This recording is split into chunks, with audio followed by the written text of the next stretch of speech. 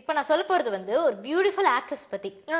யார் தெரியுமா? இவங்கள பார்த்தாலே வந்துட்டு எனக்கு ஒரு குழந்தை ஃபீல் வரும். அவங்க ஃபேஸ் வேற இத்துணூண்டா இருக்குமா, அதனால வந்து ஏதோ சின்ன பிள்ளை பாரியே மூஞ்சி வச்ச ஹீரோயின் யாரு? நம்ம சாட்டை பட ஹீரோயின் மஹிமா நாயர். அவங்களா?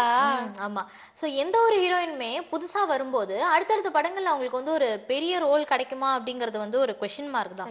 ஆனா இவங்களுக்கு பாரேன், நல்ல நல்ல படங்கள் வந்துகிட்டு இருக்கு. நல்ல வந்து ஒரு மனசுல நிக்கிற மாதிரியான நிறைய ரோல்ஸ் வந்து இப்ப அவங்களுக்கு வந்துகிட்டு இருக்கு. இப்ப வந்து அவங்க வந்து புரவி அப்படின்னு ஒரு படம் பண்ணிட்டு இருக்காங்க. 150cc ஒரு படம் பண்ணிட்டு இருக்காங்க.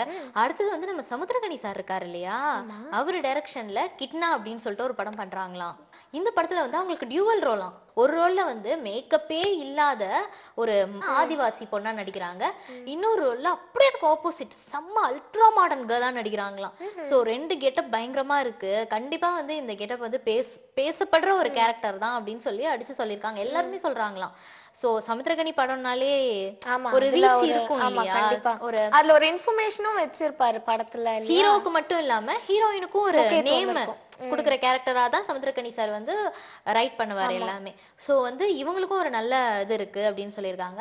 அதை தொடர்ந்து நம்ம தினேஷ் இருக்காருல்ல, அட்டகத்தி தினேஷ், அவரு கூட ஜோடி சேர்ந்து ஒரு படம் நடிக்கிறாங்களாம். இத ப்ரொடியூஸ் பண்றது ரெண்டு பெரிய தலைகள்.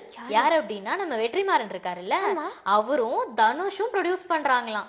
ஒரு பெரிய பேனர்ல நடிக்கிறதுனால இதுக்கப்புறம் அவங்களுக்கு வந்து நிறைய படங்கள் வரும் அப்படின்னு சொல்லிட்டு அவங்க வந்து ஒரு கனவுலகத்துல இருக்காங்க. சோ கண்டிப்பா அது நிறைவேறணும்னு நம்ம ஆல் தி பெஸ்ட் சொல்லிக்கலாம்.